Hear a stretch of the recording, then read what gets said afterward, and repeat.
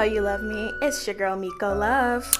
And you already know it's your girl, DJ. And you're back with Nxperienced Adults right here on ATL's Next 100. What's up, everybody? Welcome back, and also a happy Black History Month. Yes, I know y'all are Black feeling History it, loving it, living in it. Hopefully everybody is feeling very prosperous and y'all got y'all shit together. What y'all gonna do this month? I'm excited. I feel like Black History Month is obviously for the people. Most definitely. And then also, if it doesn't teach you anything other than to believe in yourself, to empower yourself, to be who you want to be and how you want to do it, then I don't know what you're paying attention to, because this is a month of nothing but prosperity for our colored people. But let's go ahead and get into some girl chat. So you want to go ahead and give us what you got, Meikko Love? Yeah. Okay, so I have a question to start off with, because it is Black History Month, and obviously all of us want to be in the entertainment industry in some type of form. What or who was the Black person that is in our field already that inspired you guys to want to do this, if anybody? You want me to go ahead? Okay. So I wouldn't say there was anyone who inspired me to be in the career field that I am in. It just matches all of my passions and everything that I enjoy into one, so it just kind of naturally fit me. So yeah, I wouldn't say that was anyone who just inspired me to be here, I say. What about you? Well, I'll let Quinton go first. Okay, as far as Black people go, yeah, this is more than just Black people who inspired me. But definitely for what I actually want to do, what my actual goal is definitely I'm gonna say Shonda Rhimes, because what I want to do is theater and put my own little shows and stuff together. But as far as music industry and radio, I'd say I guess the biggest radio name right now would have to be Charlamagne the God. Okay. As far as Black men go, I don't see anybody as far as pop culture and everything goes. I don't see anybody who's bigger than he is radio. So do you choose him because you actually like him for what he is and his morals and what he stands for? Yeah, I mean, I don't or just because he's top and he's pretty good at what he does? No, I like him for his transparency. And I like how he gets on, he voices his opinion, he's still a personality. You know what I'm saying? As far as being funny or whatever, he still makes his jokes. But then as far as what he talks about that involves the music industry and whatever, politicals, anything, he speaks his mind. He's totally transparent. You know what I mean? You know more about Charlamagne than the average person, because he's gonna tell you how he feels. He don't care about your reaction or anything to it. So I just respect that. Okay, for me, like Quinn said, though, there's a lot more people, but the number one person would have to definitely be Wendy Williams. I actually watched her biopic and documentary this past weekend, and I'll talk about that in a little bit. But I would say the one thing that I like and appreciate about Wendy Williams, no matter how messy she is or may be, she is a fighter, and she is somebody that keeps pushing no matter what. She was the only person doing radio and doing it how she does it. When she started, she was the only person that was doing that. People couldn't stand her, and she's still so successful in her own right. So Wendy Williams, that's my girl. Okay. I seen her her bio movie. I saw it. Well, I didn't see it, but I saw it commercial wise. I think I missed it from when it actually came out. But did you see the issue where Wendy? We talked about issue when Wendy and how she was addressing her brother throughout her the conflict her and her brother was going through at the time. Yes. She mentioned it on her show? Yeah.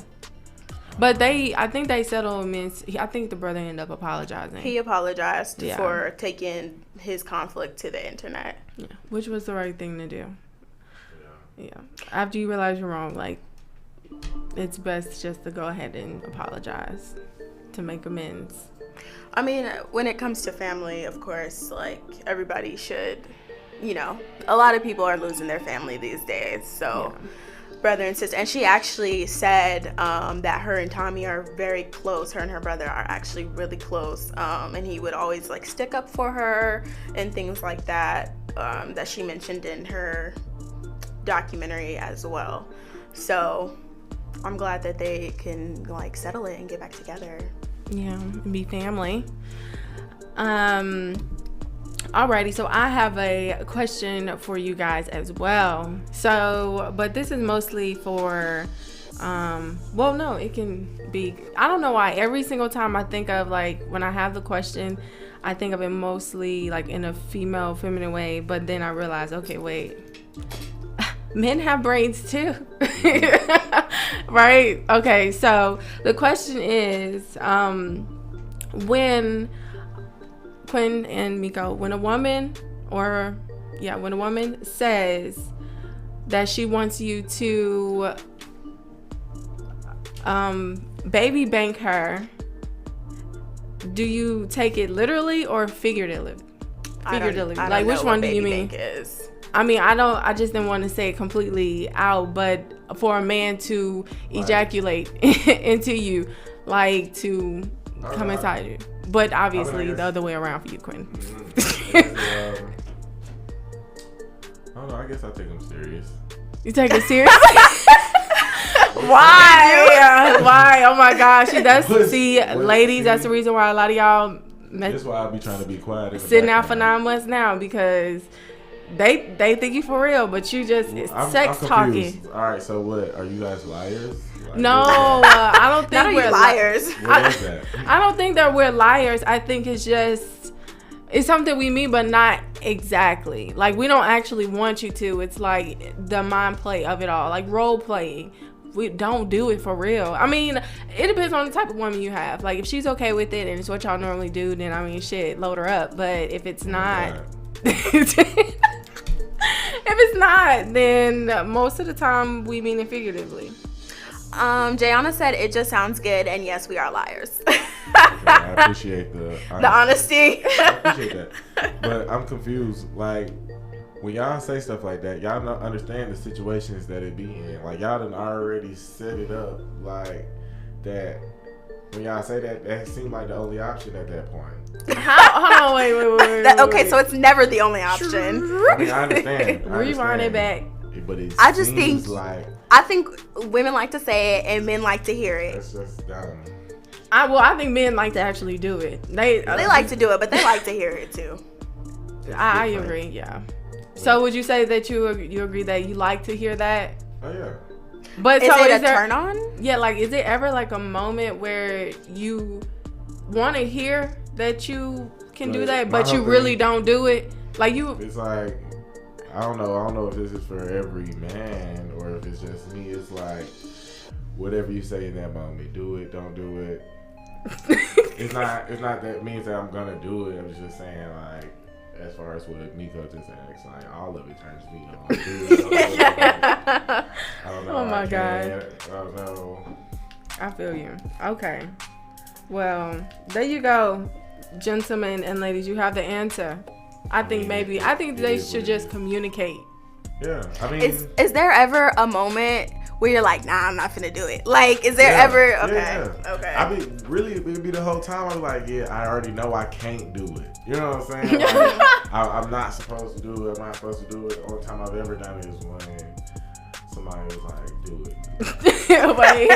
Wait, were they serious about doing it, or they were just like saying? No.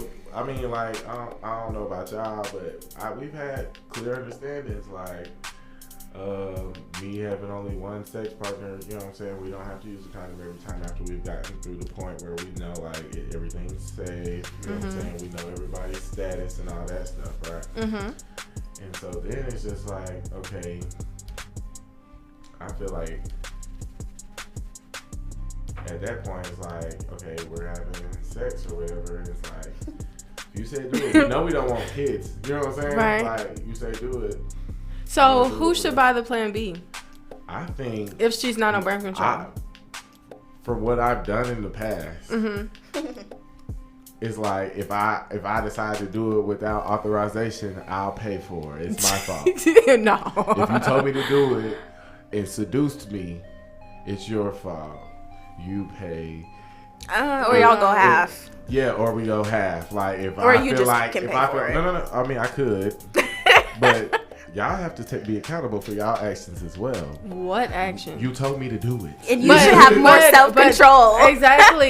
But still, but you want, I'm supposed to be the one. But like we're both being childish. I'm supposed to be the adult. Yes, y'all want us to say that though. But I'm saying you want us to say it, right? But I didn't ask you to so say take that. the responsibility and not actually do it. It's not like we was having sex. I was like, all right, do you want me to do it? What you want? It's not like. Is that okay? Okay, wait.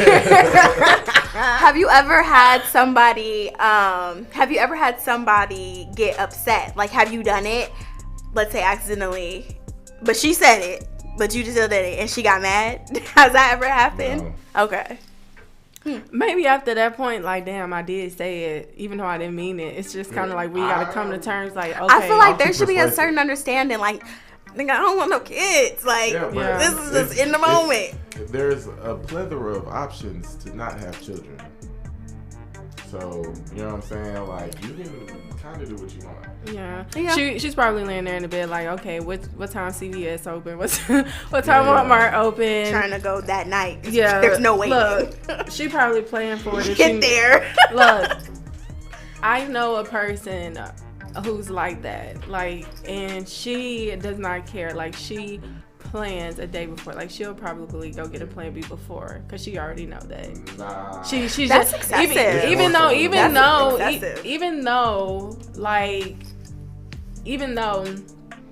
she's not. How do I put it? She wanted to do it. Yeah, she wants to do it, but she knows that she talks. She knows that she talks. Like, if she's going to do it and she feels like she's not gonna, if she feels like risking it all, she prepares to risk it all. Okay. And I think that's only fair. Let me ask y'all a question. How do y'all feel about that? Like, the risking it all. Like, all right, so y'all done did whatever y'all gonna do. Y'all was like, do it. You know what I'm saying? Keep do it. Right? And now it's like, what? Y'all contemplating kids or y'all contemplating that Plan B? I just feel like... Oh my gosh. Because there's been multiple occasions where we was like, we knew it was Plan B, but then it was after a while. Mm-hmm. It was like, you know what? Maybe it's time. Like, oh, you ready to go? I mean, I think that depends on where you are with the person that you're with, though. Like, if you're in a relationship, it could be different. Like, well, let's just see what happens. But, like, if you're not, it's like, nah. Like, go ahead and get in the car. But Jayana also said, honestly, women should keep one handy. And I do actually agree with that. Like, you should at least have them, like, stored. But that's just in your medicine cabinet. Or for some, just go ahead and get on birth control because you're gonna spend like or just get on birth control. A $50. Yeah, I think they're like $50. It's like $54. I do know about the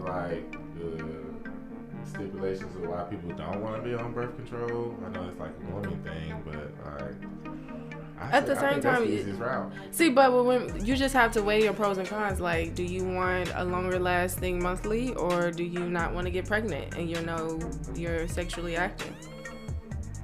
Like, which one? Yeah, so it's like it's different for every woman. Some people don't believe in. I feel like some people don't believe in birth control though. Like, it can affect your body, especially when you're on it for. Most of these birth controls are like year long or a couple years long birth controls. Mm-hmm. Some are 3 months. Some is like the pill or whatever. I guess it just depends, and it depends on how your body reacts to it. Mm-hmm.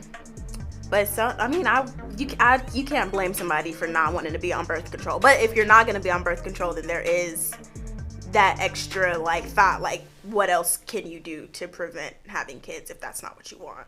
Yeah. Yeah, but I actually, whenever I spoke with my OBGYN, she said that the birth control doesn't, like, well, I was hearing rumors that, like, it affects the birth control that I was on, it would affect your chances of being pregnant in the future, right? But she said that no, and then, like, she gave me a whole detailed thing about it. So I think birth controls are slowly getting better, honestly, like a lot more healthier. But you know what, we can get back into our girl chat, because obviously things are getting real girly up in here. When we come back from our break, you already know what. This your girl DJ. It's your girl Meikko Love, and you're listening to the Nxperienced Adults on ATL's Next 100. We'll be back. Powered by IBNXRadioNetwork.com. The station I listen to 24/7. ATL's Next 100.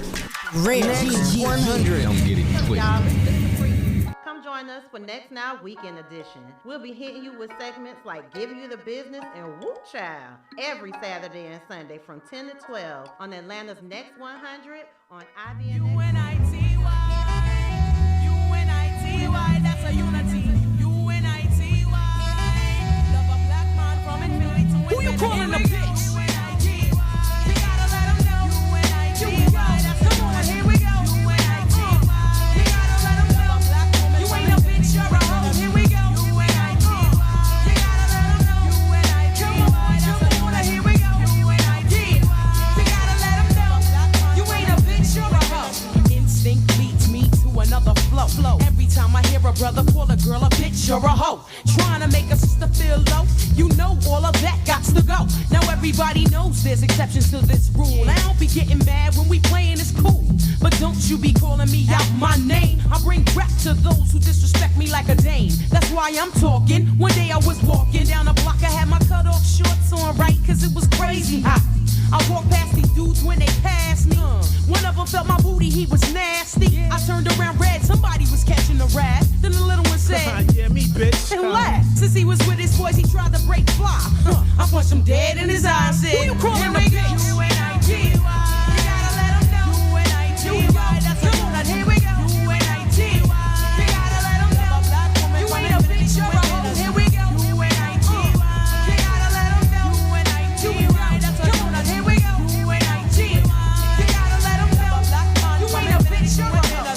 I hit the bottom, there ain't nowhere else to go but up. Bad days at work give you an attitude and you erupt. It take it out on me, but that's about enough. You put your hands on me again, I put your ass in handcuffs. I guess I fell so deep in love, I grew dependency. I was too blind to see just how it was affecting me. All that I knew is you was all the man I had, and I was scared to let you go, even though you treated me bad. But I don't wanna see my kids see me getting beat down by daddy smacking mommy all around. You say I'm nothing without you, but I'm nothing with you. A man don't really love you if he hits you. This is my notice to the tool. I'm not taking it no more. I'm not your personal whore. That's not what I'm here for. Ain't nothing good gon' come to you till you do right by me. Brother, you wait and sit in the bitch. UNITY, you gotta let them know. UNITY, that's come on, here we go. UNITY, you gotta let them know. You ain't a bitch, you're a hoe. Here we go. UNITY, you gotta let them know. UNITY, that's come on, here we go. UNITY, you gotta let them know. You ain't a bitch, you're a hoe. What's going on in your mind is what I ask you. But like yo, you don't hear me though. You wear a rag around your head and you call yourself a gangster bitch. Now that you saw Apache's video, I saw you wildin', acting like a fool. I peeped you out the window, jumping girls after school. But where did all of this come from? A minute ago you wasn't heard and nobody ever heard of you. Now you a wannabe hard. You barely know your ABCs. Please, there's plenty of people out there with triggers ready to pull it while you trying to jump in front of the bullet. Young lady, and real bad girls are the silent type. Ain't none of this work getting your face sliced, cause that's what happened to your homegirl, right? Walking with nobody. She got to wear that for life. Who you calling a bitch? UNITY, UNITY, that's come on, here we go. UNITY, you gotta let them know. You ain't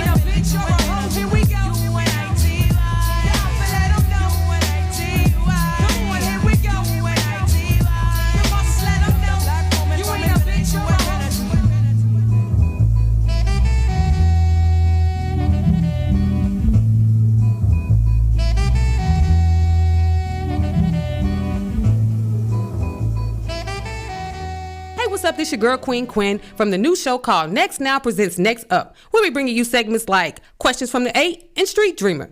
Be sure to tune in Saturdays at 5 p.m. on Next 100 and Next 101, where we treat indies like majors. Powered by IBNX Radio Network. Y'all know what it is, man. It's your boy Jay Thirst of the Snap Judgment Show on Next 100. Don't forget to tune in every Sunday from 7 to 9 p.m. where we also interview celebrities, artists, entrepreneurs to uplift and support our communities, everything around us. Don't forget, you already know what we got. Quote of the day. It's going to be exciting. Thirst Thoughts, where you can call in and give me your thoughts so we can sit here and try to make and uplift ourselves. And name that verse where you have a Cash App prize. Don't forget, 7 to 9 p.m.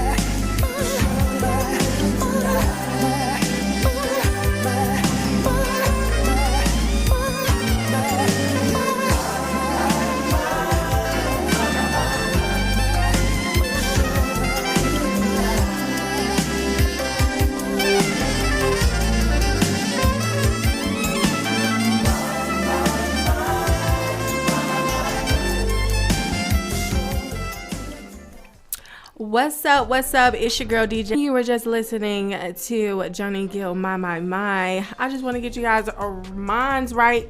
You know, Valentine's Day is coming up, and I hope you guys are excited. For those of you who are spending it with a partner or alone, that's one of my favorite songs, like, ever.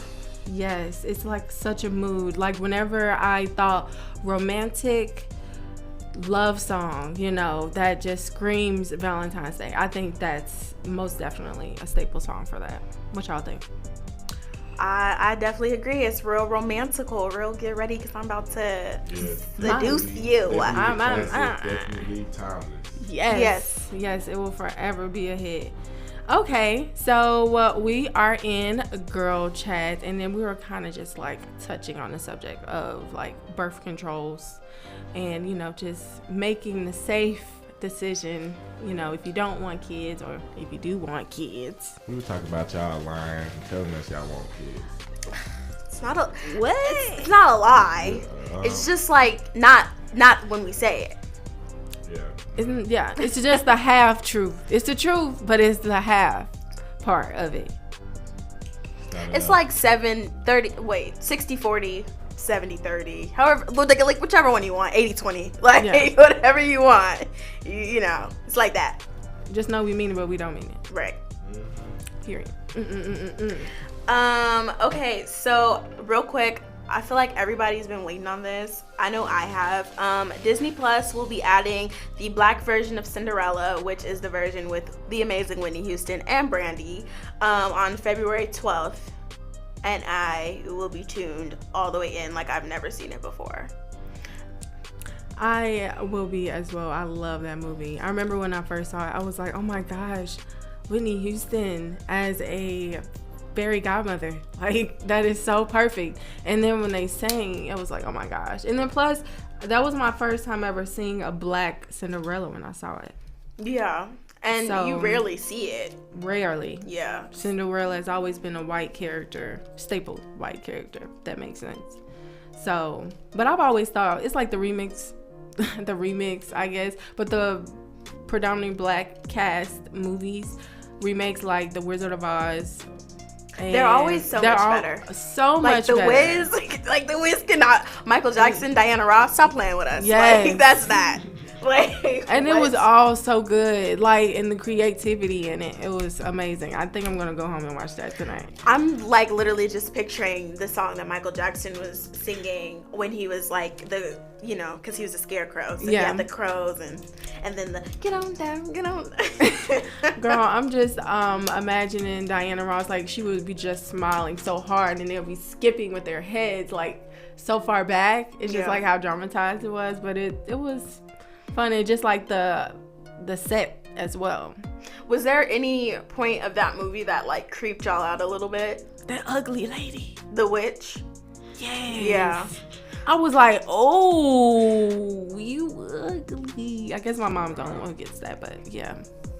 I did not like the part where they're like, it looks like a parking garage almost, and those things start like, moving towards it. I do not like that part. Like, ugh.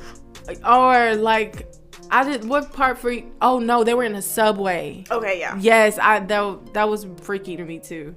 And then what else? What else was it? Because they went to like an abandoned amusement park.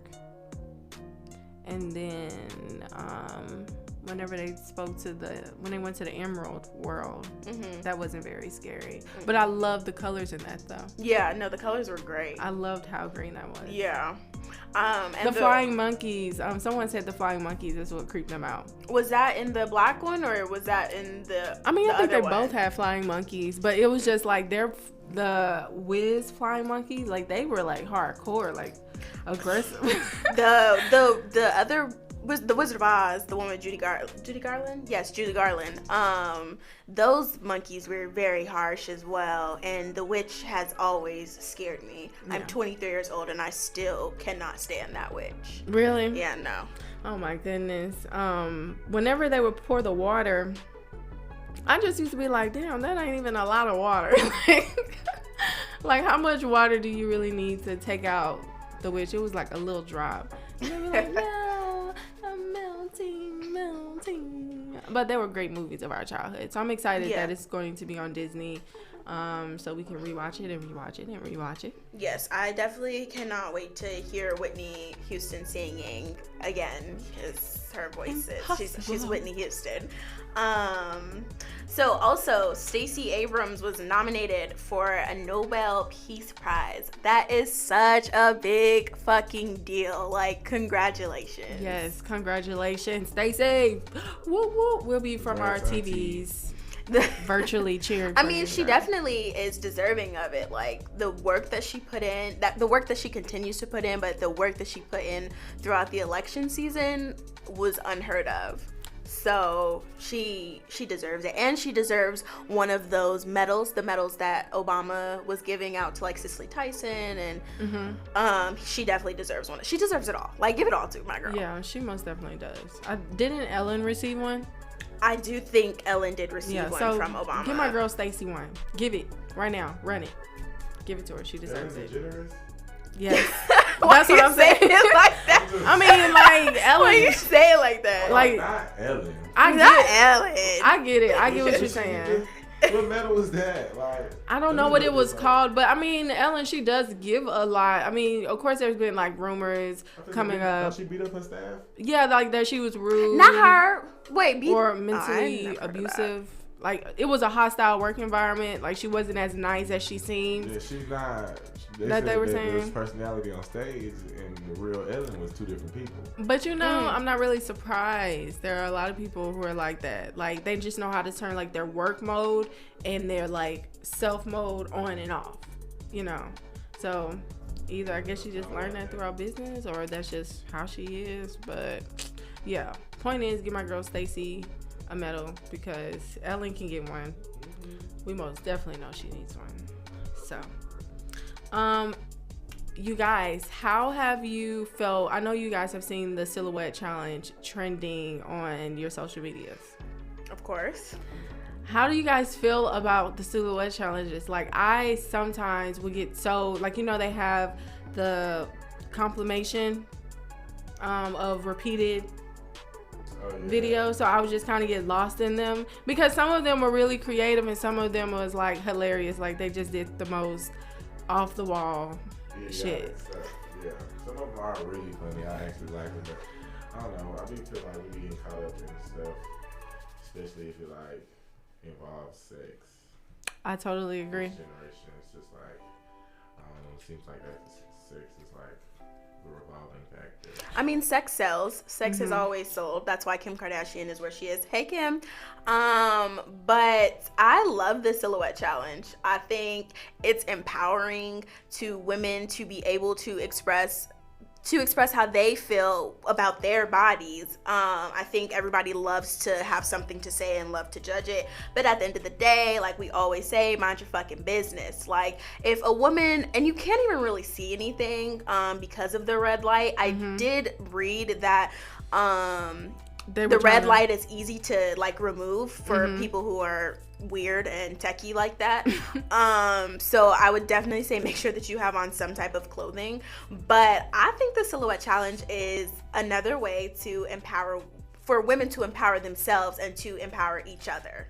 I totally agree, because it's like the fact of just being in the dark and just everything outlined of you, it's just highlighting your physical self.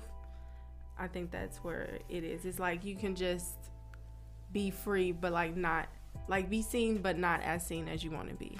And it's like you have control. Yeah, you have control. And you also, it's hard, I think, for a lot of women to feel sexy and like to even know how to kind of to move their body in like sexy ways, and you know, just to like, I don't think a lot of women, especially a lot of young women, I don't think they know how to do that or feel okay with being in that. Yeah, side note. On the silhouette challenge, there are a lot of young women who did want to participate who did not know how to be safe, as far as, you know, an outside man's opinion. I don't want y'all to jump me. I mean, not you two, but just saying women in general. But I did see, you know what I'm saying, some very thorough, very creative luxury silhouette challenges, and then I seen some stiff ones. Right. Use the word stiff and But see, they might not know how to be sexy, so that might have been them trying to step out of their comfort zone to feel sexy. Yes. Yeah, we could appreciate that. Especially the confidence to post it, you know, knowing that the world is going to see it. That's like, so I'm not really surprised that this was like the trend right now because, you know, Valentine's Day is obviously here. You know, it's just like things kind of reflect around what's going on. If you really pay attention to it. Listen, I'm all here for it. Women, do what y'all do. Move, don't move, take a picture. Don't take a picture. Like, whatever makes you feel sexy and comfortable in your skin. Yes. Did you guys see some of them that turned a little bit rated R? Did anybody see Tiffany Haddish's and Common? Yes. When did they get together? That's what I want to know. They've been together for what, like some months now. I think they've been flirting since like last year or something. Like people were making allegations, and I think they came out about it. Listen, Common is fine. That man is fine. He was confused. Really? In a silhouette challenge. Oh my gosh. I didn't finish it till then because they were like kissing for a very long time. But I kind of just got the point when I watched it. I seen Lala did it. Lala's body is banging. Baby girl can't dance like that, but her body is banging. Yeah, she's very beautiful. Very. Yeah, Yeah, I did definitely seen the rated R one. I like the rated R ones, like especially if it was with your partner. Like, okay. No, that's not what I mean by rated R. Like this one girl, she started like the beginning like a normal, and then like the next few clips is her like having sex. Like some people were having sex in their videos. Oh, that's too far. That's too far. They were. That's the rated R means ones that I meant. You seen those? Yeah, they were getting. I have not seen any of those. It wasn't even about like a silhouette anymore. It was more about like. I just wanted to have sex. It was the OnlyFans group. You know, it's always somebody got to take it off. Someone always got to show out. Okay, we got to be bigger than everybody. Right. But it was like if they would have been like more like intimate, the two partners, you know, because I've seen a whole bunch of couples. But if it had been like more intimate and more like along the lines of the theme of the challenge, I would have liked it better. You know what I'm saying? I mean, it was kind of on the theme. I saw some that kind of got like rated R, but it was like it wasn't not even rated R, rated M. Like, for mature audiences. I don't understand why it went from a TikTok challenge to porn. Right. Well. And see, that's the reason why a lot of people don't want their kids on like TikTok and stuff, because you don't know those videos gonna get like that until after you watch them. Yeah, but also TikTok's algorithm, it kind of goes by like what you be watching. Like you kind of low key have to find that type it in graphic type stuff, because they make sure that there's people watching these videos and making sure like they get ratings and stuff, as far as like you can put whatever you want on there, but they'll know if it's like certain type of content. You know what I mean? Like adult content versus kid content. I know adult content not just gonna pop up on the For You page, right, for a lot of people. So okay, because I'm not on TikTok like that, so I didn't know that they actually separated them that well. So is that new? No, they've always had their algorithm. You know, TikTok's fairly new itself compared to most social medias, but their algorithm has been on point because, you know, most of the social media platforms' algorithm is along the same lines as far as like, you know, listening to certain things to see what you guys like, and then like whatever you're liking, you taking those likes to look for people who's liking similar things and all that stuff. I mean, it's just like anything. Like when you are on YouTube and you're constantly looking up Jhené Aiko songs, it's gonna continue to pop up. Yeah, like SZA is gonna come up, and then her. Yeah, or kind of like when you're looking up your symptoms or something, like you're not feeling well, and you think you look up your symptoms, and then on Facebook it's like, oh, these are cancer treatments near you. You know what I'm saying? Yeah. They be watching us, them people. They be listening too. They do it all. Like, watch what y'all say. You're not safe nowhere. Let's go ahead and move into some films. Let's go and get nasty. Yes, please. Okay, so I don't know how many people have seen this. I feel like everybody should have seen this. But recently, officers involved in pepper spraying a 9-year-old child have been suspended by Rochester's mayor, Rochester, New York.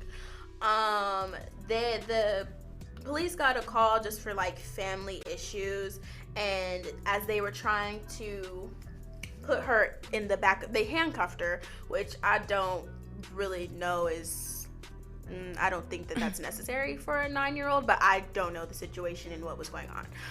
But they handcuffed her and they were trying to put her in the back of the car. She was like yelling for her father, and she wouldn't put her legs in the car. So they turned to pepper spraying a 9-year-old in damn near closed quarters. And so one of the police said, "You're acting like a child." Well, I mean, she is. She's 9. And the race of the 9-year-old has not been identified just yet. She was black.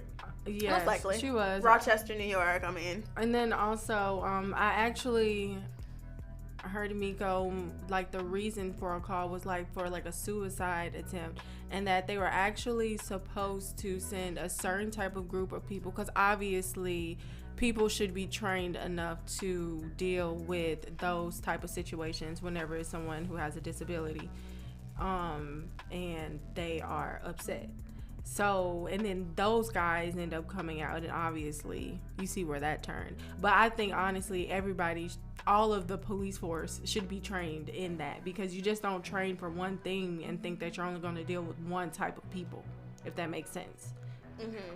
So even if it was like a suicide attempt. I think they were saying that she was upset, she was trying to kill her family or something. Later in the video, this is from CNN, a female officer was talking to the 9-year-old, and she said, quote, "This is your last chance, otherwise pepper sprays going into your eyeballs." So they warned her? They warned her first? No, I think they pepper sprayed her before, and then they couldn't defuse the situation, so the female officer started talking to her. But that's what she said. Oh, okay. Yeah, that's what it sounds like as I'm looking at the story. I don't think they should have pepper sprayed her. The other girl was black. Yeah. You can kind of tell, like, in the video of the cam on their jackets or whatever, you can tell that she was a black girl. But yeah, I don't think they should have pepper sprayed her. She's 9 years old. Yeah, and they took her to the hospital. I mean, what else are you gonna do after you just pepper sprayed a child? But it's just. So then they suspended what, pending investigation? I'm not seeing a pending investigation. I'm sure that is what's going on. All I'm seeing is that they have been suspended by the mayor. Okay, I'm sorry. Suspended without pay and federally investigated. Okay. And the Rochester Police Department should reevaluate its approach to dealing with minors. That's what was said in a news conference Monday morning. I totally agree. Because like I said, you can't train for one thing and then, expect to only deal with one type of people. If you're supposed to be protecting all, if that's the vibe, maybe you guys should fund that a little more. I'm not sure where people actually put their police funding, if it's not like in their vehicles or something to get them fixed. But they need more training. Like, it's not just one thing anymore, if that makes sense. Yeah, I do know that America has the least amount of training for their police force, right? In the whole world. I mean, I wasn't aware of that, but it doesn't sound inaccurate. It's not far-fetched at all. Yeah, sounds like it's true. And then, now since I think about it, like, a lot on the commercials, whenever it was time for us to vote, they were like, she's going to defund the police, and nobody's going to be able to be here for our police. Like, whenever we call the police, there's not going to be anyone to come. I'm just thinking, like, wait, what? So they just don't come to work anymore? If that makes sense? Like, the police, defunding the police, if they maybe should. Shit, y'all ain't did nothing with it. They haven't done anything to improve. I don't know. But you guys, did you hear about the new COVID test that's in China? It's anal COVID testing instead of your nasal. Anal? Yes. Ain't no way. I don't think they said that it's not like their go-to thing. I thought it was good in China. Like, I thought it was gone. No, they sticking them Q-tips up their booty now. Oh, I mean, they probably don't stick it up far. Yeah, they probably just a little bit to get. Just a little kind of piece. Yeah, a little bit. Get a little pieces on there or something, I guess. But why anally? Like, what are they discovering in the butt? I think doctors, they can tell a lot about your poop, like by what's going on with your body. So maybe it's with that, I guess, because one of the symptoms of being, having COVID is having like diarrhea. Yeah, that is your stomach hurting. I guess. I didn't even think about that, but I just think it's like metabolites and stuff. Could be that. Or I don't know. It just sounds like it just sounds like they're doing a lot at this point. Like, what's wrong with the nasal? Maybe because people don't want the nasal test, maybe because they think it hurts. But but who want to help their butt? Yeah. I think maybe it's just they're running out of ways to figure out what's actually going on. So they're kind of just trying to see what works the best. Like, what actually tells you if you have COVID or not. This COVID thing is starting to, of course we weren't around when AIDS popped out, but they made that in a lab, or HIV AIDS, HIV/AIDS, whatever, however y'all refer to it. Mm-hmm. But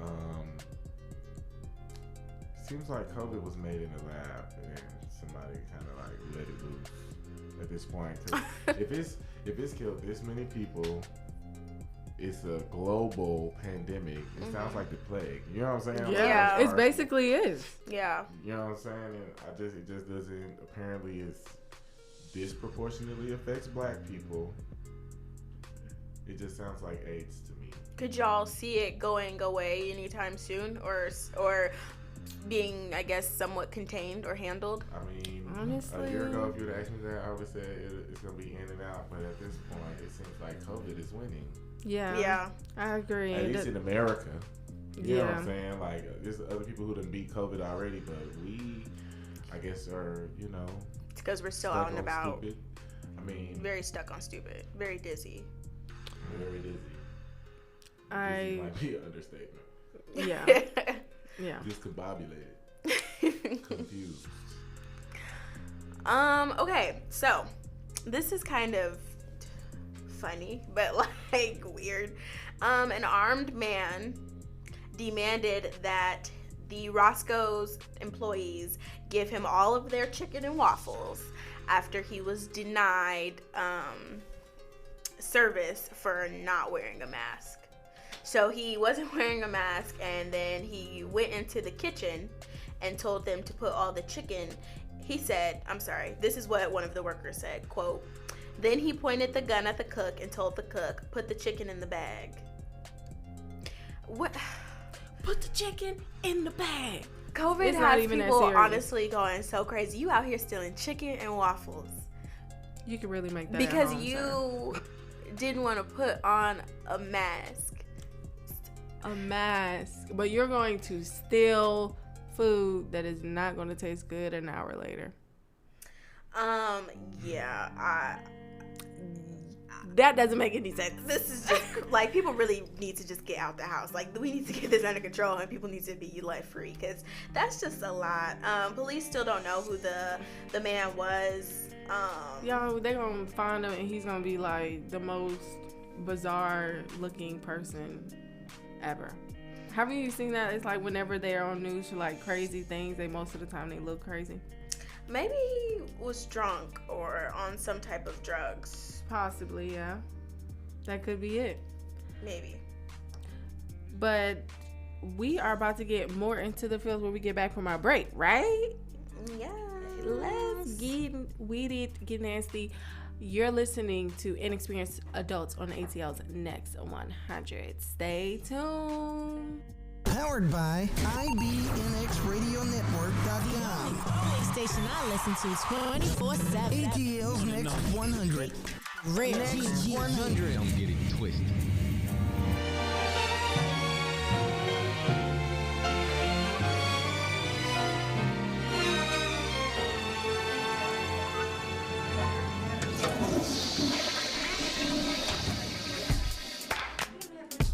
My name is Cupid. Hit that. Big, I got it. Hey, guys. Hey, I'll put down with you. Get down with you. Though. Big, got it. What's wrong with you? Valentine's Day. Hey, what's up, baby? I don't think y'all heard, man. I just want to say Happy Valentine's Man, look, Day. speaker box. Come on, man. They getting it. Boys and girls, take your seats. Stop throwing the paper. Take your seats, please, now.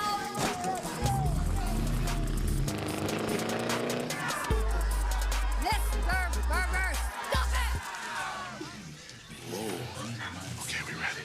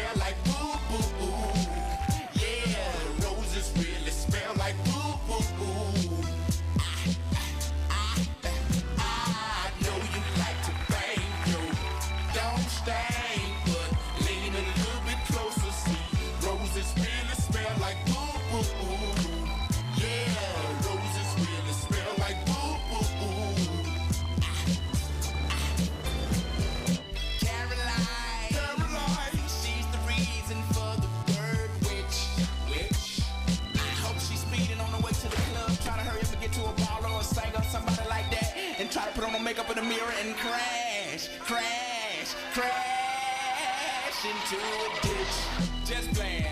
She needs a golden calculator to divide the time it takes to look inside and realize that real guys go for real down to Mars, girl.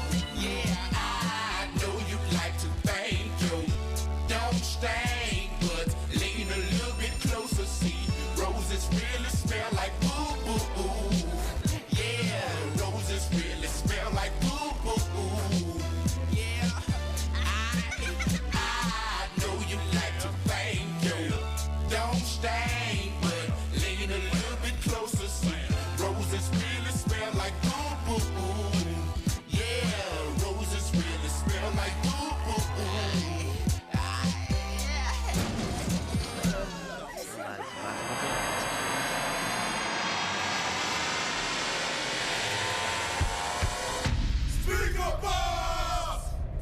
Who said that? Who said that? You speaker box guys, get out of here. No speaker boxing. I hate speaker boxes. The love below! And certainly no love below. Oh, hell no! I know you like to thank you. Don't stay, but stop. lean No a fighting. little bit closer. No fighting. You with the glasses. What are you fighting for? Yeah, roses really smell like boo boo boo. Well, she kinda hot his body, but her attitude is potty. When I met her at a party, she was hardly acting naughty. I said, Shawty, would you call me? She said, pardon me, are you balding? I said, darling, you sound like Paulson. Oh, so you're one of them tricks. Get geeked at the sight of an ATM receipt. But game been peep, dropping name cheese sweet. Tricking off, this lost, mistaken for a geek. Quick way to eat, deep place to sleep. When I Call for a week up, trick for retreat. No go on the sex. My ace test is flawless. Regardless, we don't want to get involved with all them lawyers and judges just to hold grudges in the courtroom. I want to see your support, bro, and I support you. All right, you leather jacket guy, you. Oh, I got one. Don't stay.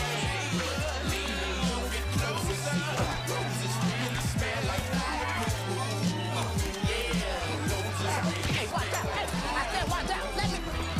Which one of you speaker boxes hit me in the low below? All right, who wants to take me on next? Caroline. That is the name, right?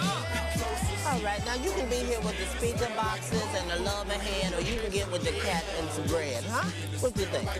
Shall we go? Moving. Let's go.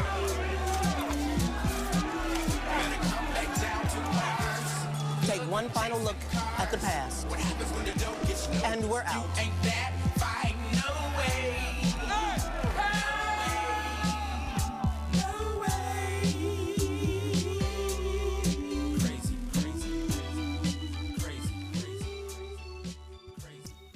This is your Lady D and beautiful me, Andreetta, and you're listening to your Top 40 station, Next 105. Hey, what's up? This your girl, Queen from the new show called Next Now Presents Next Up. We'll be bringing you segments like Questions from the 8 and Street Dreamer. Be sure to tune in Saturdays at 5 p.m. on Next 100 and Next 101, where we treat indies like majors. Powered by IBNX Radio Network.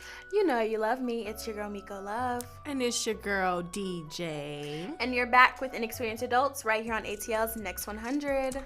We're happy you're still listening with us, chatting it up with us. We're in some filth right now.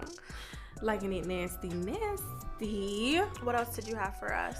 I have an amazing question for you guys. So, why do you guys think that things that are normal to us, that normally happen to us, like that you expect to happen to a human, are normally kept on a hush-hush? Like, for example, when it comes to just like mental illness, let's say if I had depression or something, it's something like, oh, don't tell anyone, that I have depression. Like, do you think that's something that we should allow to be the social normal, like to speak on those things because of how important they are?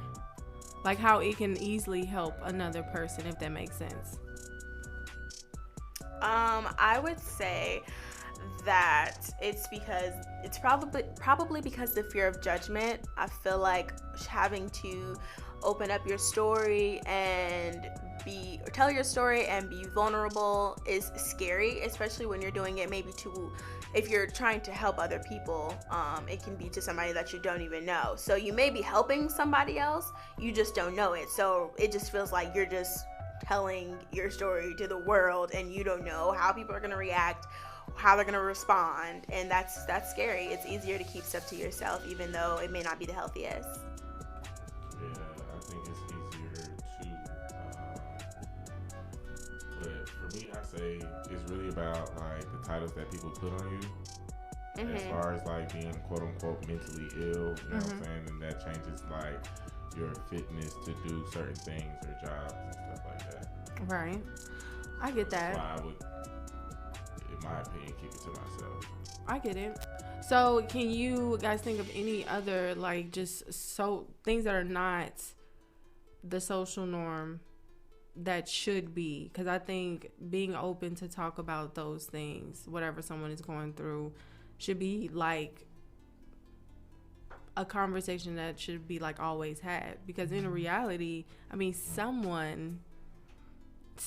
everybody has some type of mental, either like that's what's trauma, like that's stress, like anything. Everybody has something.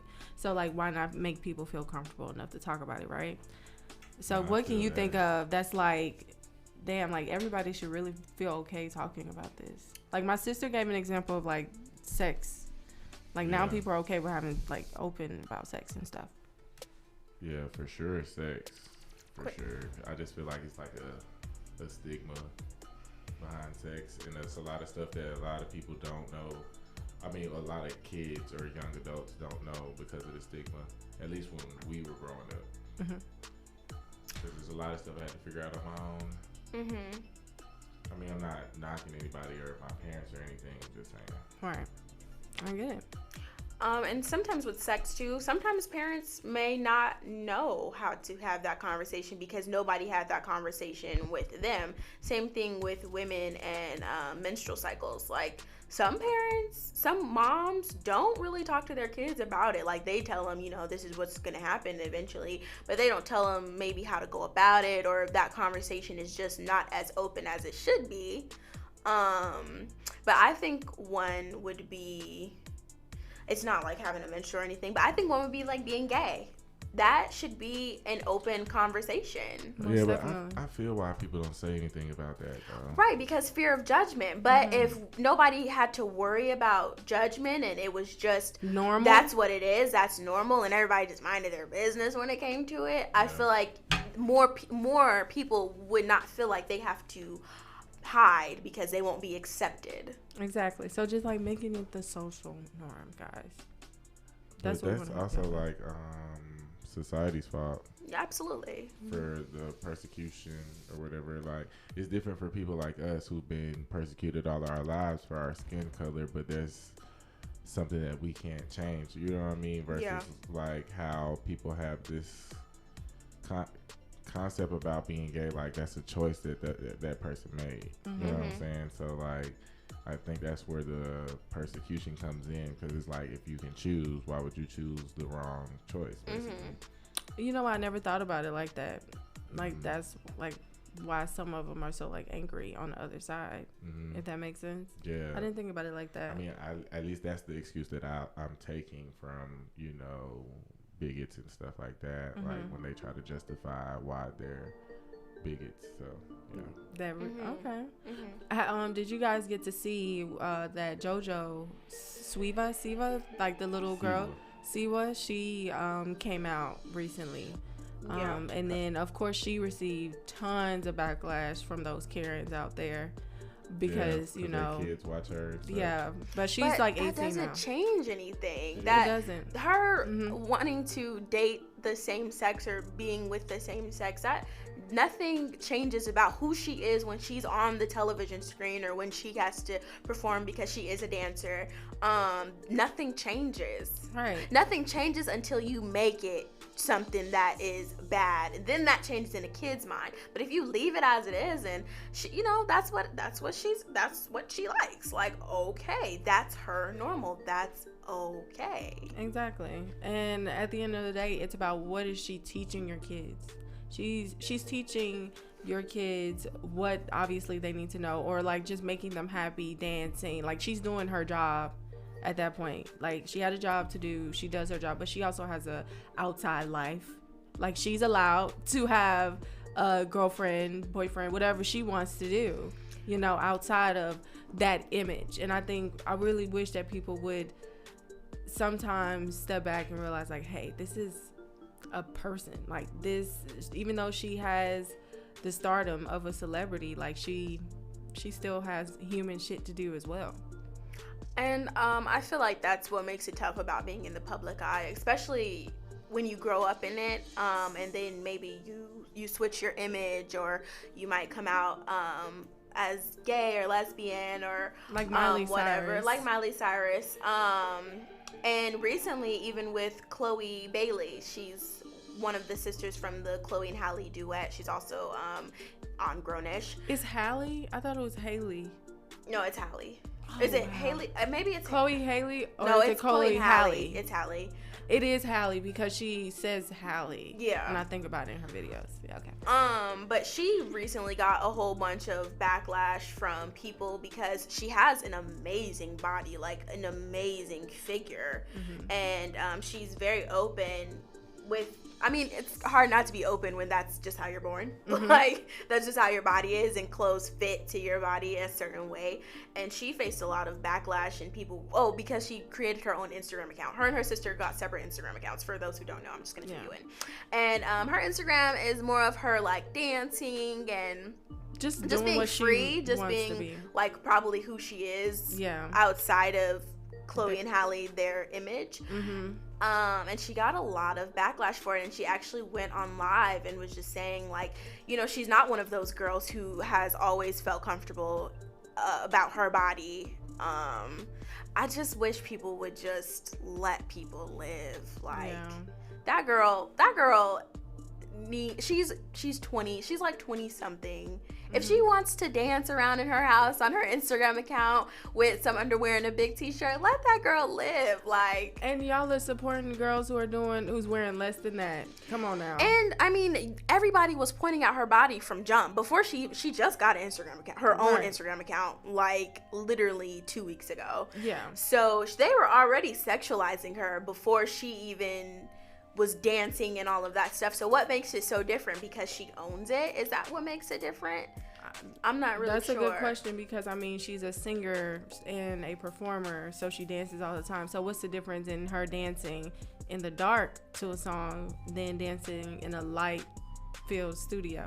I mean, what's the difference when you're gonna sexualize her anyway? As well? So it's like, girl, just do whatever the fuck you want to, because everybody gonna have something to say. At the end of the day, somebody's gonna have something negative or positive to say. And you can tell she likes to dance. Like, if you know anything about them and you've watched their performances, that girl be dancing her heart out as she sings. Halle is a little more timid, at least when she performs. But Chloe, she likes to dance. She likes to move her hips and all that. That's just how she performs. So I don't know why it's such a surprise that she's being her. She's just being herself. That's what is bothering me. So like, y'all are really mad that y'all see her as an individual instead of, you know, the duo that you're used to. That, and like, this girl got on her page, her first page, you know what I'm saying, by herself. Well, at least for her being a celebrity, her first page by herself.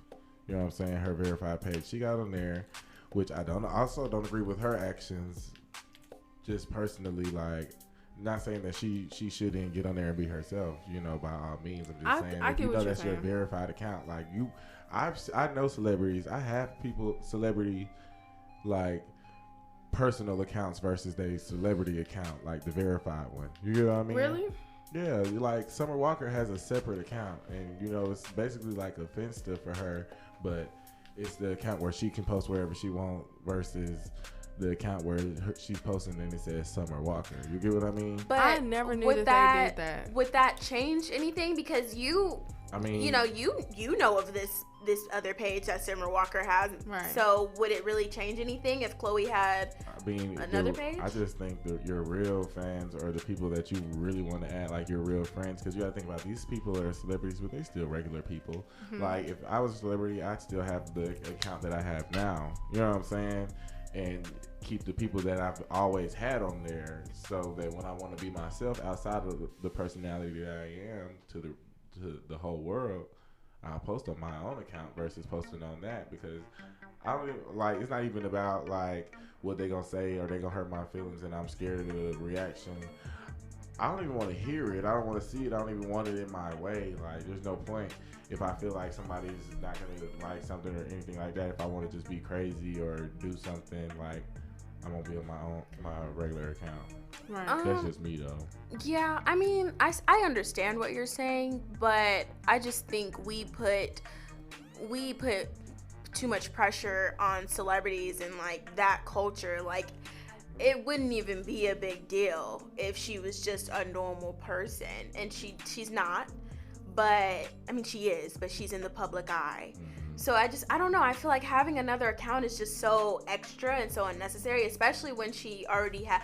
Maybe for the privacy aspect, I understand, but I feel like if she wants to be her, she should be allowed to be herself, whether it's on a private one or another verified one. Like, she should just be allowed to be herself. I agree with you, but I'm just saying, as far as my perspective goes, like, you should be allowed to be yourself, but like, in this day and age, this internet type society, it's like, if I'm a celebrity, I want to say I know what to expect, or at least the spectrum of what to expect. You know what I'm saying? How good it could be or how bad it could be. And that's what, that whole spectrum, like, if the bad is gonna be too much, because, you know what I'm saying, if she felt like she had to come out to her fans with an apology video, like, you shouldn't have to do that if you was just being yourself. Like, I don't think if you was on that account that was just your real friends, people who've known you to dance, and you know what I'm saying. I will say it was not an apology video. I will say that she was just saying that that's who she is. She likes to dance, and it was just really like. And she also said that one of the videos that she posted was recorded months ago, and she just wanted to post it because she just liked that video a lot. So she wasn't apologizing. She was just saying, you know, I know you guys are used to me being this way because of my group with my sister or whatever, and you guys haven't really seen how I am as a person, as an individual, but this is who I am. And she was saying thank you for the support, and then she was talking about how she hasn't always been comfortable with her body. So to see that people think that she's like this super sexy woman is like crazy to her. I don't even think she was really addressing the negativity as much as she was the positivity. Yeah. I didn't watch the complete live. I just saw like the clips of it because I didn't really see issue in what she was doing. So it's pretty normal, you know, from what girls post, like what you see normal girls posting in their like t-shirts and underwear and stuff. Like it's a normal thing. I have a question. I seen this on Twitter. A lot of people were saying Mulatto is the same age as they're both 22, I believe, as the same age as Chloe, and nobody has a problem when Mulatto. That's how you say it, right? It sounds weird coming off my tongue. Yeah. When Mulatto, she needs to change that. Say mulatto. Mulatto. Yeah. I'm saying Mu, huh? Lotto. Yeah, you saying Mu. Big Lotto. Yeah, Big Lotto. When she posts stuff, because she'll post stuff twerking, and you know, she'll post what she does and all of that, and it's more so praise. So what is the difference you guys think between Chloe Chloe and I think it's the genre of music. Lotto. I don't think it was the genre of music. I think they've just had an image of her for so long, and it's just hard to accept, you know, that she's coming out as, you know, a singular person. Like Miley Cyrus, like you said. And these aren't the same demographic of fans. I mean, but you got to think about Do It. Have you heard that song, Do It? Obviously. It's on the radio. You should have. Oh yeah. That's Chloe and Halle's song. Oh. So when you think about it, and they got a remix together. Isn't Mulatto on that remix? Yeah, I Nasty don't know like Chloe. is. Yes, okay. it is. I didn't like the remix. I know Megan's on it. Megan. Is it Megan on it? No. Well, I think. Hold on. Let me see. I think it was Doja Cat, City Girls. Okay, that sounds and right. Mulatto. That sounds right. Yeah. So like their songs, like I think Chloe, like if you watch her as a person, you can tell she's a spicier sister. You know, and you can tell like what she does, like on her social media. You can obviously tell like that's just who she is. So I don't think it's like a different demographic because I think Chloe has that like sexy like she has side sex of her appeal. She has sex as well. appeal. And I think that's what Mulatto sells as well, sex. Yeah. So I think they both the same. I think they just had an idea of her and they're just not ready to accept what she. If you listen to if you actually see people, I feel like people that are commenting are just random people that are bored with their lives. But if you actually listen to their music, they have a song talking about, it's called, what are they? I'm trying to think of the gist of the song. But like they're wondering when they mess with another, when a woman messes with a man who has a woman already, like they wonder what the girl thinks. They have a song about that. They have a song about killing somebody if he fucks with her emotions. Like if you listen to their album. But it's the delivery that counts. You know what I mean? Like Mulatto. Yeah, she getting on the track like, I like them nasty. I'm like. I like this. Everything she said. Yeah, like everything she said in the thing, you like, oh wow. So like, you on Instagram, you follow Mulatto, you scroll by a video. 9 times out of 10, you would expect her to shake ass. She nasty. You know what I'm saying? Like, she nasty. But just because you don't expect it doesn't mean that girl not shaking ass like off camera. No, I know. The fans go. Yeah. Like they build this picture of you, and that's the only picture that they see. Yeah. Like you can only be one thing to them. Which is stupid. That's always like, I don't know if you guys have noticed, but that's always the complaint when a celebrity starts to change something that they've always done one way. It's always a big deal. So question, well, how do you guys think Beyonce, I mean, I know she's been out for forever, but how do you guys think Beyonce was able to change her image so often? I've never What did she change?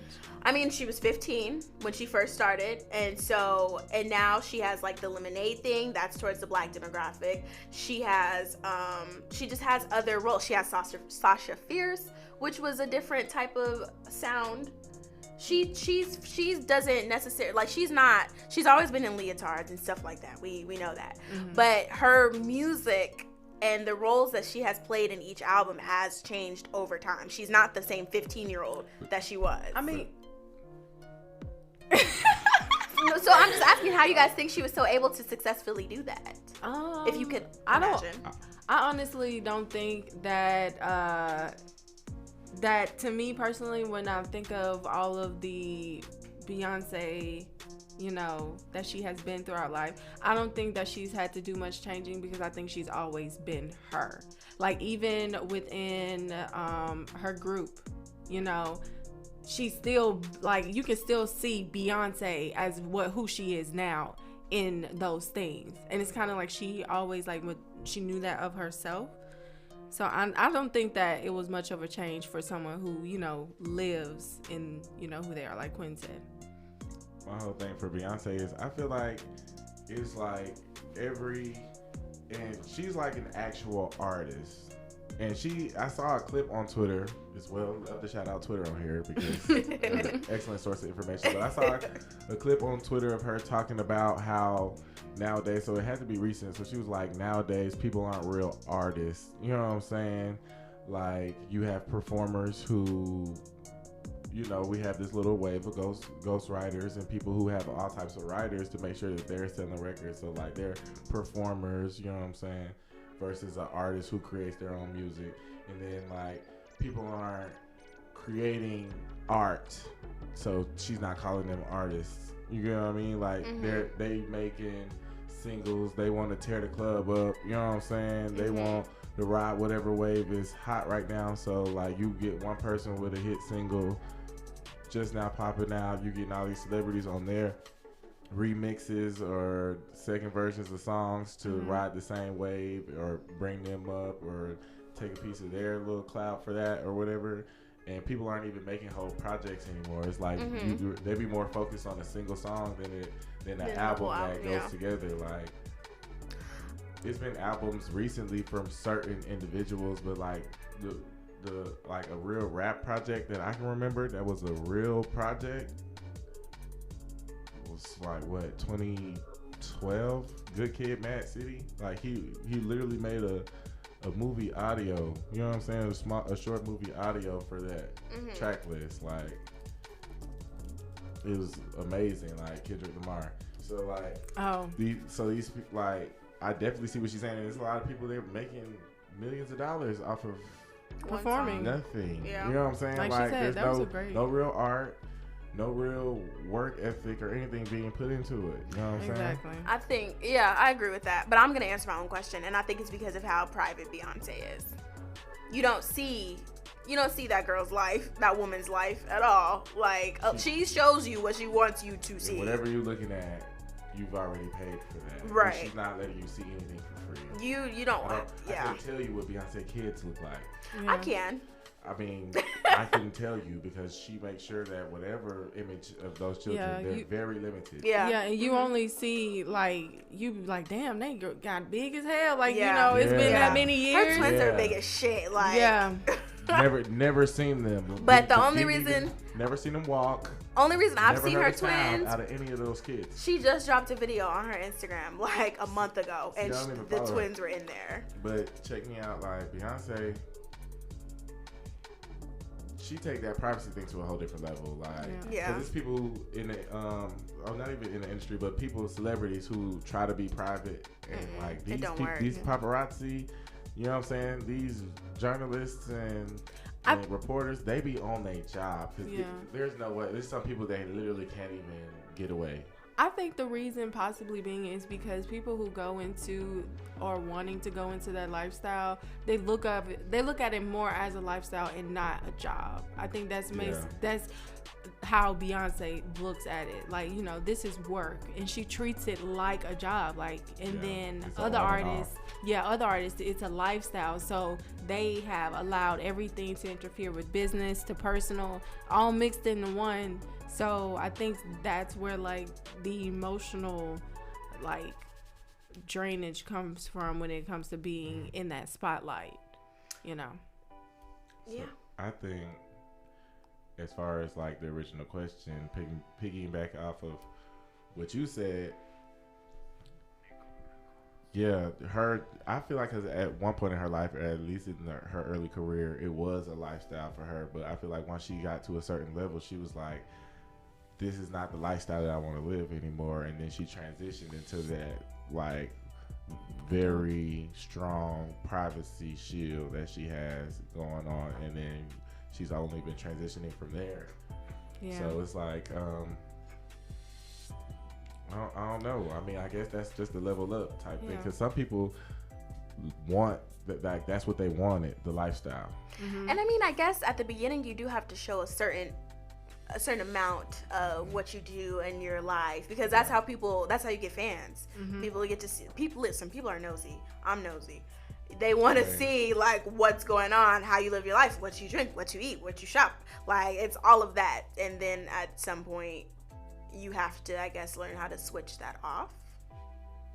Or just learn how to, like, I would say possibly just like balance it all out. Like, never just giving too much or too less to, you know, your job, because like you said, you got to be personable with what you do so you can have fans, but then you also don't want to be too distant, you know. I definitely agree with that, but it's like you have to set that limit for yourself. Yeah. Like, you have to know where's the line. Yeah. You know, like, where's the line? What are you willing or not willing to do? Like, how far is too far? And I think that comes with how greedy you are as well. Like, some people, I think this fame thing means everything to them. Yeah. Like, they don't know who they are outside of being a celebrity. Right. But you know, when you really think about it, most of the time the people who become celebrities, they become celebrities without trying. If that makes sense. Like, they are blown up. Some people actually work hard to get there. But obviously you can tell the people who work hard to get there, they can manage their success a lot better, or they can handle things a lot better about being in the spotlight. But those who are just, you know, thrown in it, just, you know, didn't probably think this song was just going to be popping or something, or didn't know they were going to be in the spotlight, then it becomes a lifestyle or, like, you know, a certain reality, if that makes sense. And then obviously they're ill prepared because they didn't think that far. Yeah. Unlike those people who are like really trying to get into, you know, the industry, like those type of artists. And I really think that it possibly has to do with like a silencing when it comes to artists, because they want a certain image.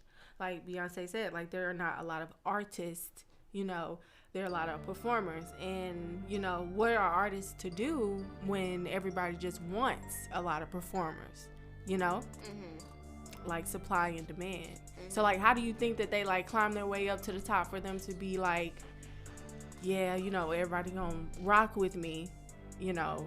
Like, I still want to be true to myself, but still just what people expect or what they want. I want to be a celebrity. Same. But even just having this conversation has me thinking, like, so what? Could I really be a celebrity? Like, cause yeah, I most definitely. Stuff so quick. Y'all have no idea. Like, I'm the type. Yeah, I like it maybe a year or two, but after a while, like, folks not leaving you alone. Like, I remember seeing that it was like a little video.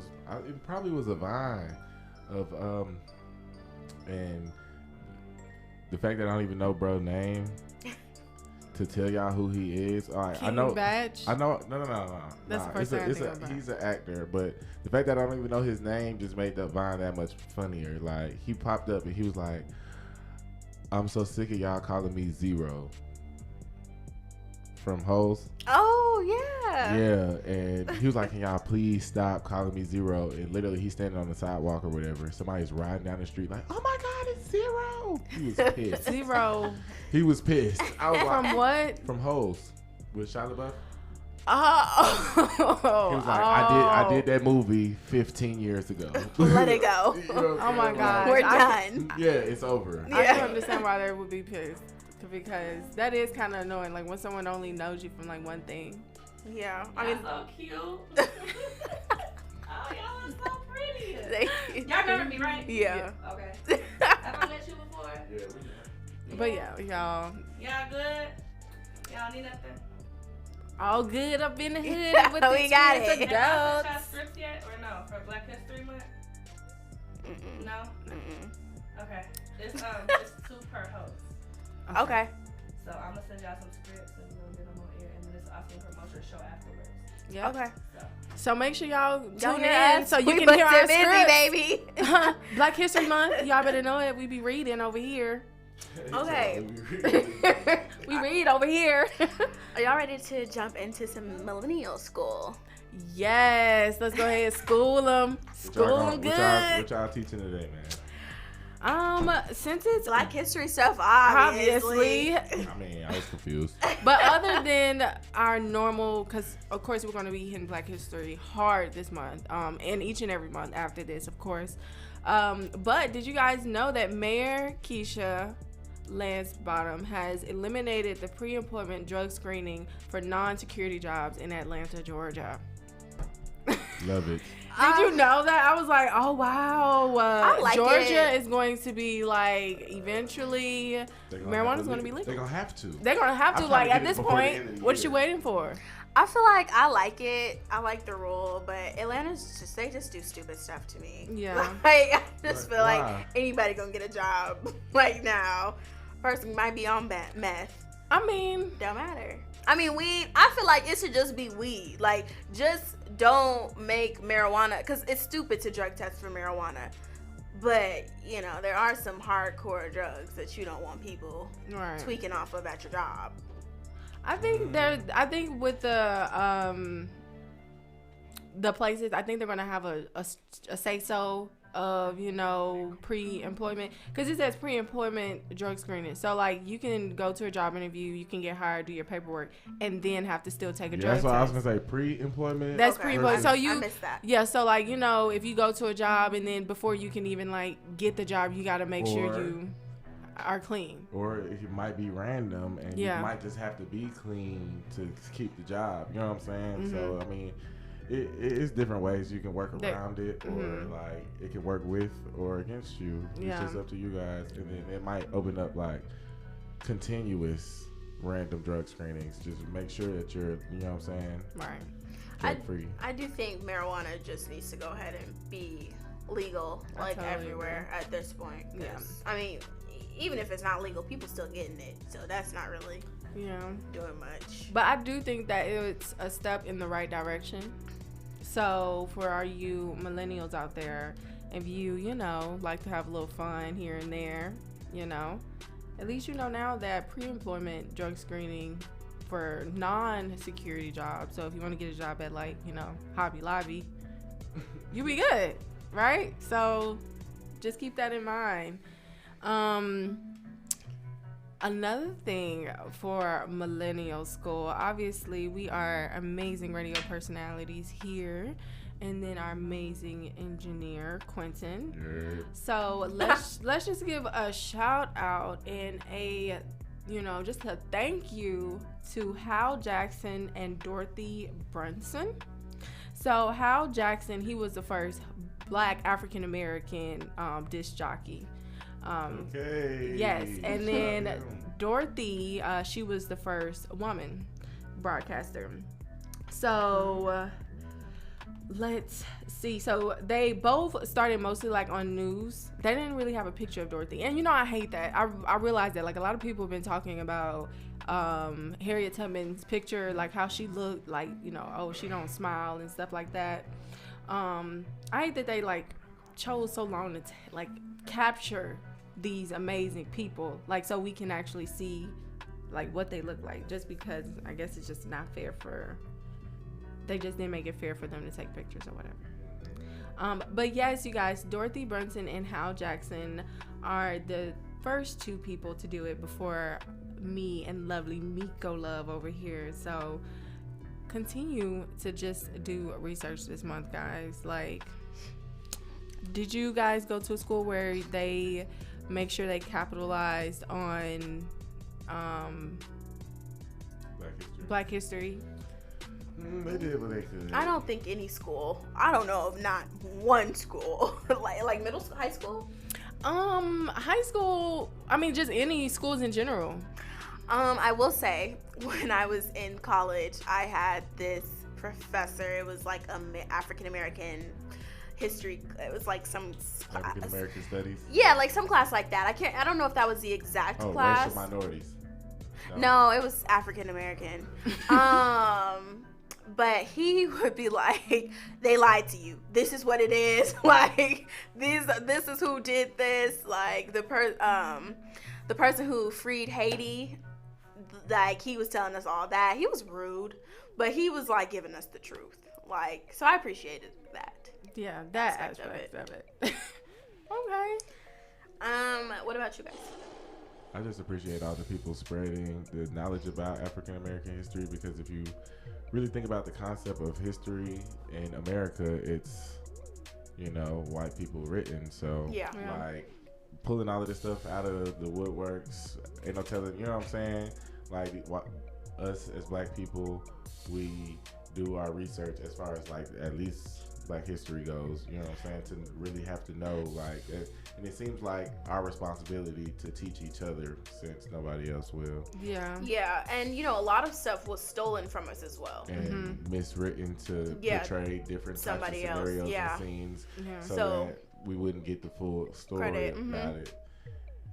It's, you know, it all stems back to systematic racism and oppression, but today we on the happy side of the black people. Exactly. Yes, most definitely. But I went to a predominantly white school, so I didn't get a chance to really experience, you know, before I moved to that certain area, like we had Black history programs every month. Like I was singing We Are the World, We Are the People, all those things, you know, like we are the world, we are the children. I do remember being in elementary school, and I had a black teacher. Her name was Miss Houston. I wonder how she's doing today. Shout out Miss Houston. Shout out to Miss Houston. But she used to. They played that Martin Luther King movie on repeat. Yes, the cartoon one where they went back in history. I remember my first time seeing it. I was like, why he do that to his friend? You know, because that was my first time seeing the movie. I didn't know it was like obviously a teachable movie. But yeah, I was like, oh my gosh. And we had to remember Martin's speech. Like, really, I have a dream. Yeah, that I have that famous speech. She gave us the script for it, and everybody had a part, and so we had like an X amount of time to remember it. And in class, like that was a part of our assignment. Like in class, we would have to go through it like often, and if you didn't know your part, I think you know got deducted a letter grade or something like that. But you had to know like that speech. Yeah. I mean, or lost points or something, you know, something like that. And it was broken up broken up amongst you guys, like into sections. Yeah. Okay. Yeah. We did that before. Like, I think I used to get so happy when my slip was like this big, like the lines to remember to whatever your part is in the program. Just because you didn't want to be the person that have to talk a lot and then obviously mess up in front of everybody, right? And she was also the type of teacher, like I don't remember my mom playing a whole bunch of Ray Charles like at home, but I learned Ray Charles, his songs, because we would have talent shows, and you know back then they orchestrate the talent show, right? And so like we would be dressed up in like sequins, and like, you know, there would be 3 girls on the side singing the background songs, like Hit the Road Jack and stuff like that.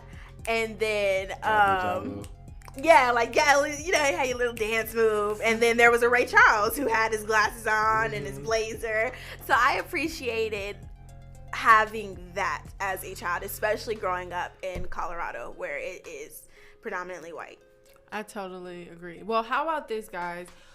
Since it's Black History Month and there's a lot of our listeners out there who was robbed of that part of their childhood or just growing up in general, you know, not being able to learn as much about their Black history at all. How about for this month, like, we just dedicate ourselves to at least thinking of, it can be someone who's well known, because then obviously someone out there who doesn't know about what that person did or accomplished. But like, let's have our own Black History program, like throughout every Thursday. Like, everybody's bringing you your own Black History program. Like, you in school anyway, millennial school. You're here to learn.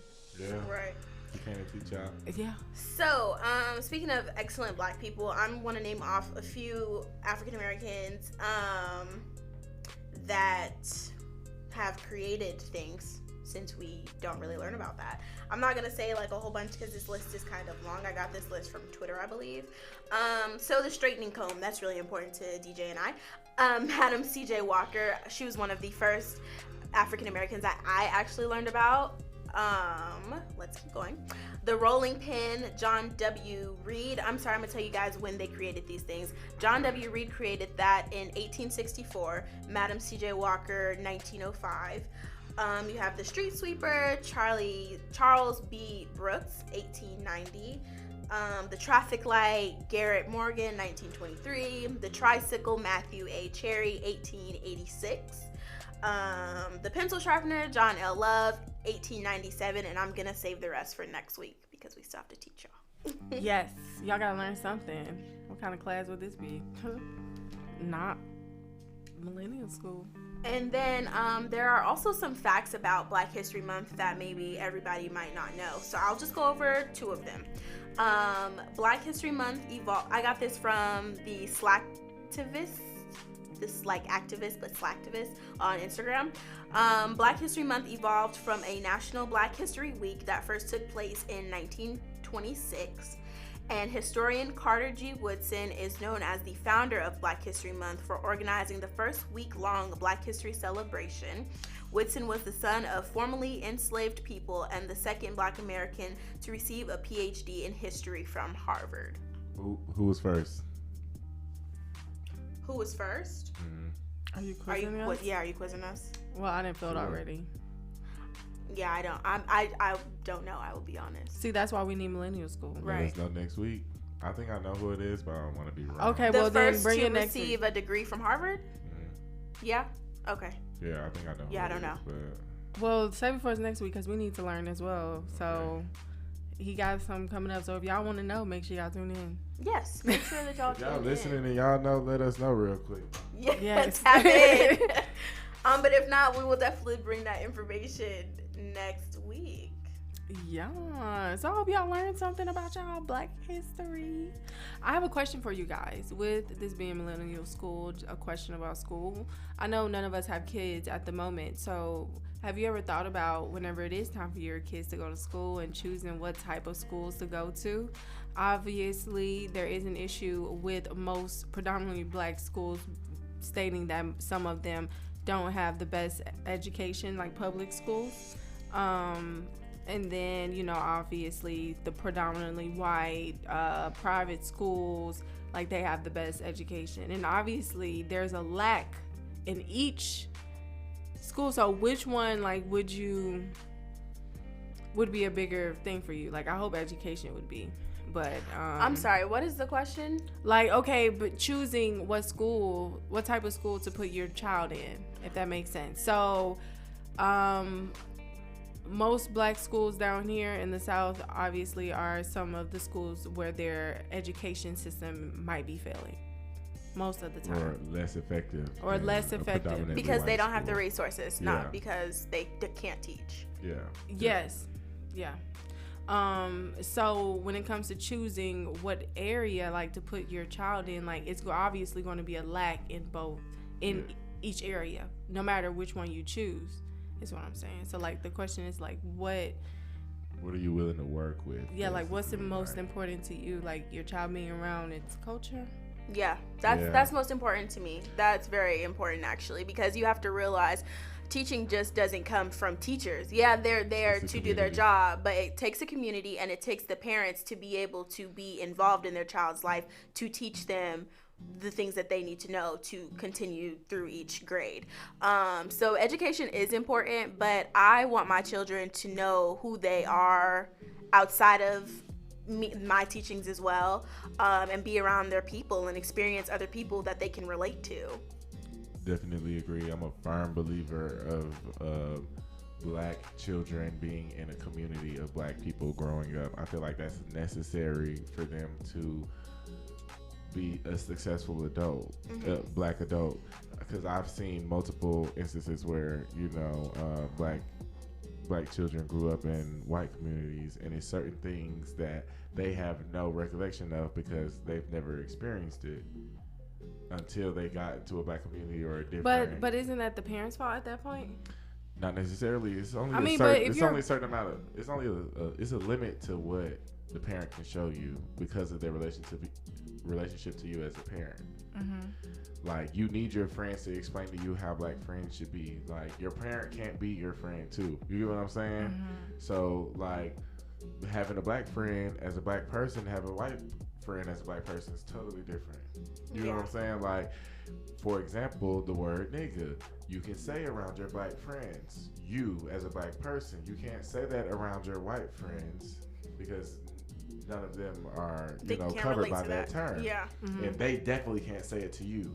You get what I'm saying? So things like that. But also, I feel like I do feel like they should have some sort of diversity. So, you know, predominantly black is not necessarily a deal breaker. You know what I'm saying? But I definitely want them to be around enough black people to make black friends. Yeah. You know what I'm saying? Totally They need to know how to work with everybody. With Hispanics, with Caucasian, they need to be able to code. Dang, I just lost the word. Code switch. That's a very, and you learn those things growing up around people who are not of your same race. So I think diversity is very important, but I would definitely prefer if not a predominantly black school, definitely living in a predominantly black community. Yes, I'll take the predominantly black school. I'm just saying that.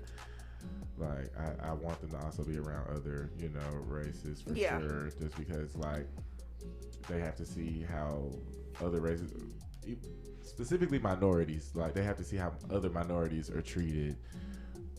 I mean, I guess this is just here in America. I can't speak for anything I don't know. But, you know, like, you have to see how other minorities are treated. I want you to be around other adults who are supposed to be your superiors or have some sort of, you know, figure of power over you, you know, of different races. Like, I want you to have white teachers. I want you to have black teachers. I want you to have a Hispanic Spanish teacher. You know what I'm saying? I want you to have, you know what I'm saying, that type of thing. Right. But,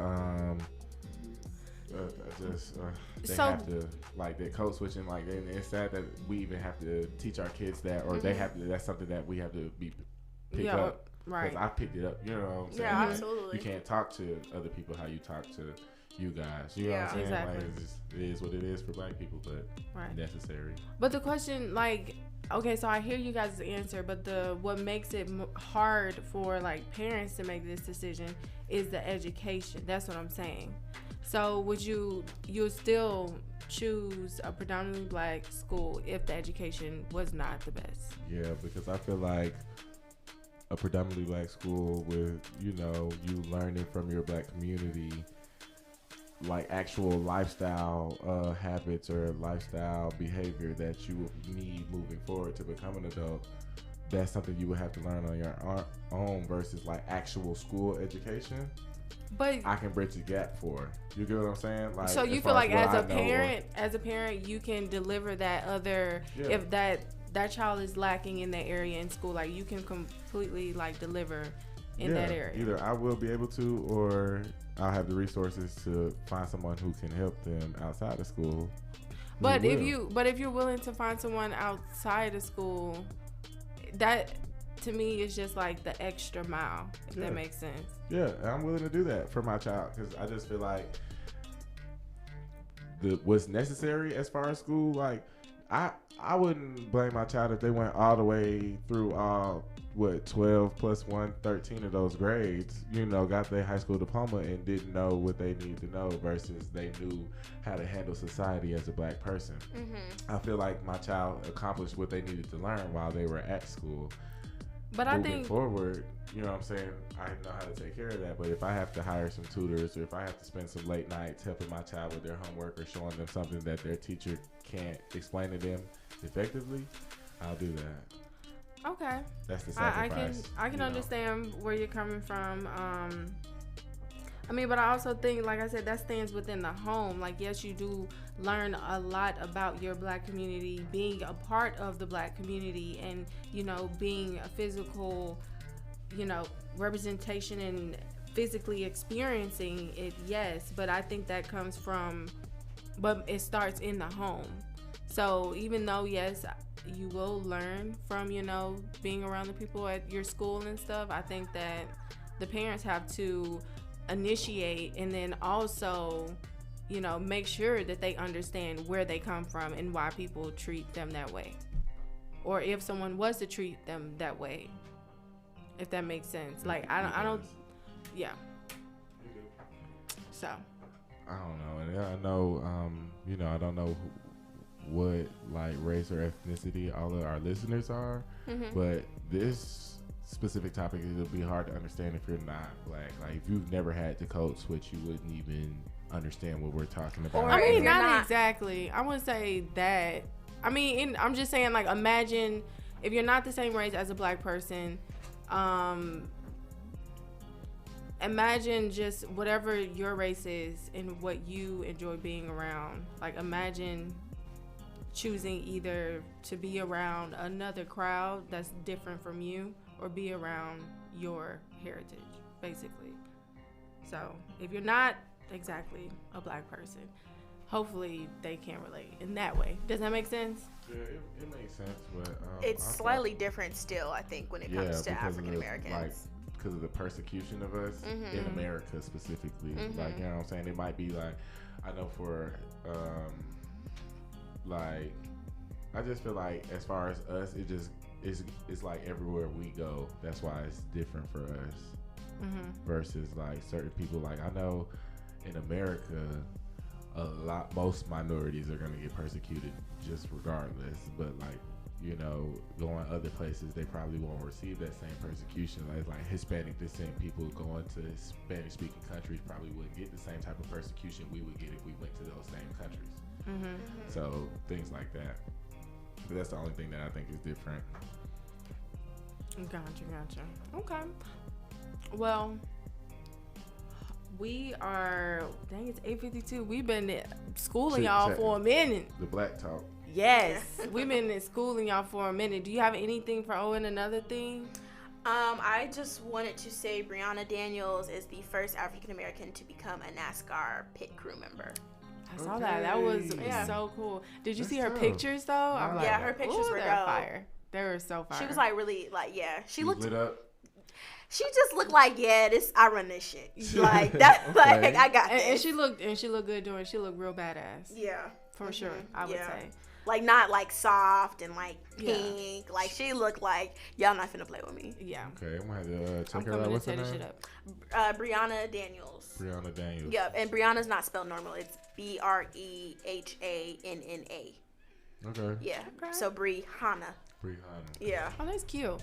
I'm not sure, Meikko, did you see Trey's video of him trending? I missed Trey's video. Hold on, quick. I missed Trey's video. Y'all gonna have to stop stealing from these people. What you mean? Like, so I have some female friends. I'm in a group chat with them on Twitter or whatever, and one of my female friends gonna send, I guess, the video. But like when you send videos and DMs, if somebody already like labeled it, somebody from Twitter labeled it as like inappropriate, they're not gonna send the video how it usually is, just the link. Yeah. So when she sent it, she already knew it wasn't gonna pop up. She was like, specifically, Quinton, don't look at the video. Yeah. Of course you wanted to see what the No, I didn't look at it, but like after they, they was talking about it in the group, mind you, I had to say my little jokes like, yeah, I'm finna leave. Y'all don't need me anymore. Like, y'all have fun. Mm-hmm. Yeah. Y'all text me. You know what I'm saying? Because this is a Twitter DM. Like, right. I don't need it. But, yeah, so like in the video because they were talking about Trey Songz.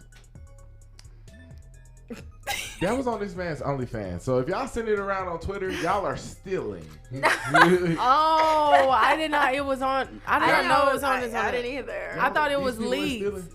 That's why he was like okay with it. He was like, he made a post. He was like, I walk with a limp. ... Like the reason. And then I thought it was like a response. I do not care. Trey Songz is like so just. Yeah, I saw people on Twitter talking about he was a sexual predator. Yeah, it's not victims. Yeah, he's fine, but it's all the other stuff that he be doing. Like he just seemed real lame. Yeah, he's a handsome. Like I said, he's a handsome guy, but I do think that he just comes off kind of like square. He's like just disgustingly lame. like cocky.